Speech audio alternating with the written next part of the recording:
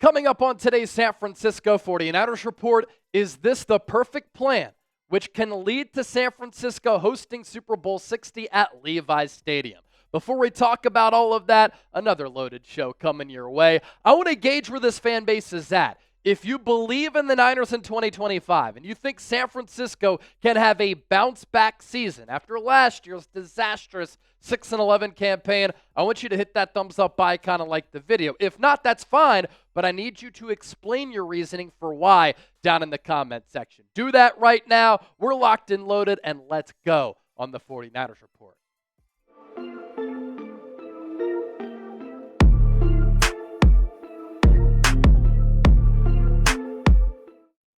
We're off and running on this Wednesday, June 25th of 2025. My name is Chase Sr. Thanks for hanging out. And as always, no matter where you are, how you're tuned in, thank you so much for making today's 49ers report a part of your day. And as I mentioned off the rip, is this the perfect plan, which can lead to the Niners hosting Super Bowl 60 at Levi's Stadium? That would be incredible. They wouldn't have to travel at all. They can just stay at the crib and hopefully bring back that 6th Lombardi trophy.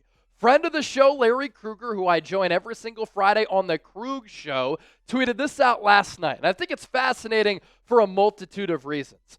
He says, the 49ers are 3 moves away from a trip to Santa Clara for Super Bowl 60. Move number 1, trade Brandon Aiyuk to the Commanders for wide receiver Terry McLaurin. It's a win-win trade. Jaden Daniels gets his guy with Aiyuk. They played with one another at Arizona State. They remain best friends to this day. Who's the younger and potentially better receiver. San Francisco, on the other hand, gets a healthy receiver right now. Both receivers unhappy. Move number 2, trade a 6th-round pick to the Dolphins for Jalen Ramsey. The future Hall of Famer can play outside, and San Francisco can return Deommodore Lenoir to his best spot inside, slot corner. That can also give rookie cornerback Upton Stout time to adjust to the NFL. Ramsey can also play inside and at safety. Finally, move number 3, trade edge rusher Robert Beal, 2026 second-round pick, a 2027 conditional 4th or 5th, to the Bengals for Shemar Stewart. Stewart and Michael Williams could be San Francisco's next dynamic defensive line duo, and the Bengals are going to get fleeced either way for Stewart. Niners might as well do the fleecing, since he has until August 5th to get him signed or traded. Stay tuned.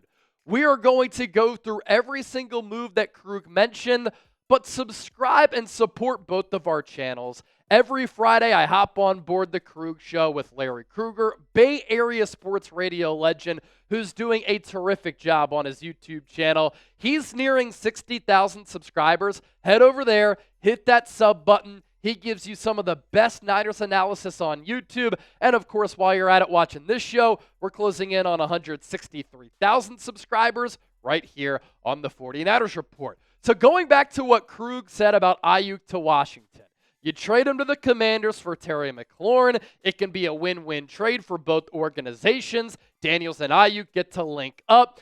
And the Commanders get a younger receiver and potentially a better receiver than McLaurin. And the Niners get a healthier receiver now in McLaurin, who helps San Francisco win, and it addresses a big need at that wide receiver position. And a couple of times here on the show, we've talked about a McLaurin for Aiyuk swap. Brandon Aiyuk, even though he got a bag from the Niners, has seemingly been unhappy since the Niners lost the Super Bowl. McLaurin right now is looking for a new deal with Washington. They just made it to the NFC Championship game. They traded for Deebo Samuel.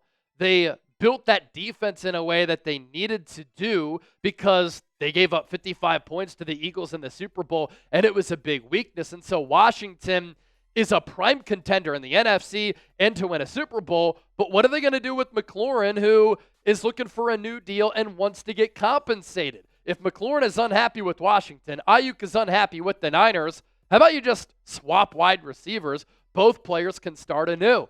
Aiyuk is also best friends with Jaden Daniels. They played with one another at Arizona State. I remember being at the NFL Combine 2 years ago when Daniels was coming out of college. He then went to LSU, won the Heisman Trophy there after putting up stupid numbers. And JD said that Aiyuk and him were in contact every day. How Aiyuk was really helping him in the pre-draft process and getting ready for the National Football League. Aiyuk is also still close with Deebo Samuel. And Adam Peters, who is now the Commanders' general manager, was a part of the Niners front office who drafted Deebo and drafted Aiyuk. Daniels was at Aiyuk's wedding this offseason. Guess who wasn't? The Niners quarterback. Aiyuk's quarterback and Brock Purdy. So the Niners could also trade for McLaurin and sign him, perhaps getting him for less than Brandon Aiyuk at $30 million in average annual value. The Niners also have to have some foresight here. McLaurin has been a highly productive player throughout his career. He's consistently going over 1,000 yards receiving. But Jauan Jennings, who's been a great player for this team, is going to be an unrestricted free agent. If he plays well in 2025, like he did in 2024, he could outprice himself for the Niners. And the Niners can get out of the Aiyuk deal. Here are the cap hits if traded for Aiyuk. $1.57 million in 2025. Little north of $2 million in 2026. 28 plus in 2027. 30 million in 2028. This is a good graphic to remember because even if the Niners keep Brandon Aiyuk, I highly doubt it's going to be at these figures in 2027 and 2028. So keep in mind that a restructure could happen as well to make more sense for the Niners. As for what Aiyuk's done of late, some people will say, look, BA is a player who's only had more than 1,000 yards twice, and he's not as good as McLaurin because he hasn't been as productive. Please keep in mind that Aiyuk hasn't been a number one for the Niners really outside of 2023. This is a run-heavy offense for San Francisco, and so that has impacted Aiyuk's production. But even though McCaffrey was over 2,000 all-purpose yards in 2023, Kittle was over 1,000 receiving yards, and even though Deebo had more than 1,000 all-purpose yards, Aiyuk was still a second-team All-Pro, second highest graded wide receiver according to Pro Football Focus, and had 1,300 yards and 7 touchdowns. He then, at that point after that year, was a top 10 wide receiver in the game. Now again, McLaurin has put up more production, and he's been more consistent. He's gotten it done for a longer period of time, which I also think is so impressive because prior to last year, the quarterback play that he had was bad. But Aiyuk is a younger player who I think, when healthy, is a little bit more dynamic. You do have to factor in that Aiyuk is coming off 3 torn ligaments in his knee. McLaurin has been a very productive and reliable player as far as his health. But again, this trade could just make sense because if both players are unhappy, swap them, they can become happy. And from a roster construction standpoint, I think it makes a lot of sense. So my buddy Jack Sperry, host of our Commanders channel here at Chat Sports, put this trade idea together. And I want to know if you would make this Aiyuk for McLaurin deal. Type A for accept or D for deny. The Commanders receive Aiyuk and a 2026 second-round pick. The Niners get McLaurin and cash considerations. Embrace debate right now down in the comment section. So that was move number 1 that we prefaced at the top of the show. We have 2 more moves to talk about here. Blockbuster, perfect plan moves for San Francisco potentially. But 4th of July is coming up about a week away. And if you want to celebrate America, 4th of July, while repping the Niners, you can get your San Francisco 4th of July shirts right now. All you have to do is plug in that link down below, chatsports.com/49ers4th. It'll take you to Fanatics. Fanatics will know that Chase Sr., the Niners Report, and Chat Sports sent you. Move number 2, of course, is trading that 6th-round pick for Jalen Ramsey. Ideally, the Miami Dolphins would be asking for a little bit more, but they don't have a lot of leverage. They've admitted that they're probably going to trade him away. Adam Schefter even said he's going to get dealt, my guess, prior to training camp. The Dolphins are said to want a 4th-round pick. The Niners do have a lot of draft picks at their disposal. So Krueg here mentioning a 6th to the Dolphins for Jalen Ramsey. I think it might have to be a 5th or a 4th, but the Niners do have those picks again to give up. We're talking about a perennial all-pro player who would be a good scheme fit, who can make a lot of sense for the Niners. San Francisco, ladies and gentlemen, has the 2nd most cap space in the NFL. They're eating a lot of dead money, no doubt about that, but they are still equipped with $46.5 million in cap room. They can take on this Jalen Ramsey contract. Also, the Dolphins have to eat a lot of that money because they just recently signed him to that deal. When Ramsey was drafted in the top 5 out of Florida State, guess who was on that Jags coaching staff? Gus Bradley and Robert Saleh. So they know the player very well. The Niners do have depth issues at corner going into 2025. Like Krueg mentioned and like I've said, if you go Ramsey and Renardo Green on the outside with Deommodore Lenoir on the inside, that's probably the best case scenario for your corner trio. Green is an outside guy. Ramsey is still an elite outside guy. Deommodore Lenoir has all-pro potential as a slot corner. He's one of the best slot corners in the NFL. And Brock Purdy is cheap this year. The Niners signed him to that new deal. That starts to kick in after this year. This schedule is easy, easiest in the NFL. So if the Niners think that they can win now, this is a win-now move for San Francisco. Ramsey in 2024 graded out very well, according to Pro Football Focus. His overall grade was 16th among 222 corners. His pass rush grade, again, he could play from the slot, he might be able to play safety, was 19th at 76.5. So there's versatility here that Robert Saleh would be able to use Ramsey in that way. Run defense grade, 85.7. That was 10th. His coverage grade, 71.9, 39th. He allowed a completion rate when targeted of only 54.2%. 9 pass breakups on 48 targets. That's excellent. 2 interceptions and 3 touchdowns given up. He was top 20 in coverage snaps, tied for 8th in pass breakups in man, and had the 5th lowest passer rating when targeted in man. Now, the Niners, interestingly enough, have the number 1 zone defense rate since Shanahan was hired in 2017. What has Robert Saleh talked about this offseason? What have the Niners talked about this offseason?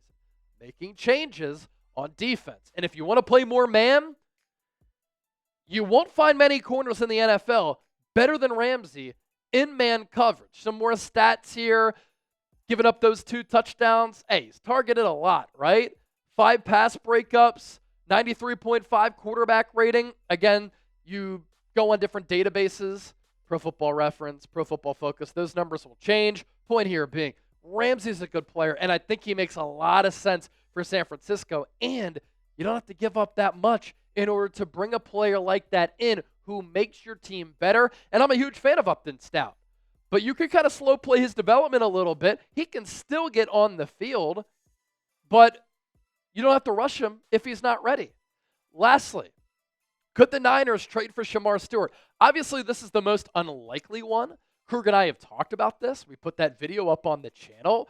But it's fascinating for so many reasons because the Niners were said to really like Shemar Stewart in the pre-draft process. When John Lynch was asked what he looks for in edge rushers, he talked about players who can set the edge. 2 of the best edge setters at defensive end in this draft class, Mykel Williams, who the Niners took at 11, and Shemar Stewart out of Texas A&M.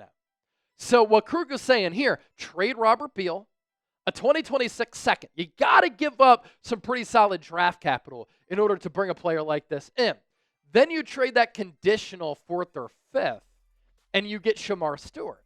And then you pair Shemar Stewart up with Mykel Williams, 2 of the more intriguing prospects in this draft class. You're looking for a way to rebuild. You're looking for a way to revamp that defensive line. You want to turn the clocks back to 2019 when this Niners defensive line was firing on all cylinders, and you want to get back to that type of style of football where you're on the attack, stopping the run, but getting after the opposing quarterback. Shemar Stewart and Mykel Williams can help you do that, and both of them have positional versatility, playing defensive tackle, playing defensive end. In that NASCAR package, they can really play both. You don't have a lot of depth at defensive end right now. That's high-level depth. You're relying on Sam Okuwanu, Yetur Gross-Matos. You're bringing Shemar Stewart. He can firmly be a part of that pass-rushing rotation. 6'5", 267. He ran a 4.59 40-yard dash at that size. 5-star recruit. He has balance, fluidity, explosiveness, long arms, a lot of natural power. His nickname, The Menace, he plays like it. His play style is what Robert Saleh, Chris Kocurek love, a motor that never stops. There was a lack of production at Texas A&M, 1.5 sacks in each of the last 3 years. But I don't know if he was used to his best ability in that Texas A&M scheme. Same with Mykel Williams at Georgia. You get him in this scheme where you're in that wide 9 that can help bring out their pass rush potential. So 3 blockbuster moves that the Niners could make in order to get to the Super Bowl. Shout out to Krueg for that tweet. I'll be joining him on Friday. Hopefully we can talk further more about what he had to say. But I leave you with this. Which move do you like the most? Let me know down in the comment section right now. I'm going BA for McLaurin.